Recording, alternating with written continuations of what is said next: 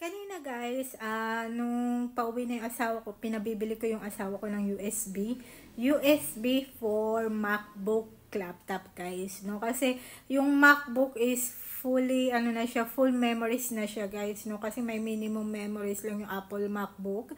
Pero kung magbabayad ka naman sa Apple ng gigabytes is too much expensive yun. So, pinabibili ko yung asawa ko ng isang USB na malaki yung memory niya. Tapos itong phone ko rin guys, na siya, full memories na rin siya.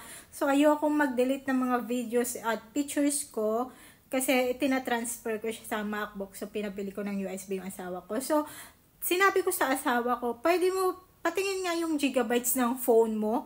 Tignan ko kung malaki pa yung gigabytes. Malaki pa yung gigabytes ng phone niya. I think 200 gigabytes. So, sinabi ko sa kanya kung pwede niyang i-share yung gigabytes niya sa phone ko. At, guys, na-share niya yung gigabytes niya. Guys, hindi ko alam yun, na pwede mo palang i-share yung gigabytes mo sa phone mo i-transfer sa phone ko. So, i-transfer niya yung 200 gigabytes sa aking phone. So, hindi ko na kailangan mag-delete kasi marami ng space ang aking phone. Itong phone ko kasi guys is maliit lang yung gigabytes niya. Tapos madali siyang mapuno. So minsan kasi tina-transfer ko yung mga videos, mga old videos sa laptop ko. Tapos pag gusto ko mag-upload sa Facebook, kinukuha ko uli siya. Tapos ina-upload ko. Ayun ang mga ginagawa ko. No?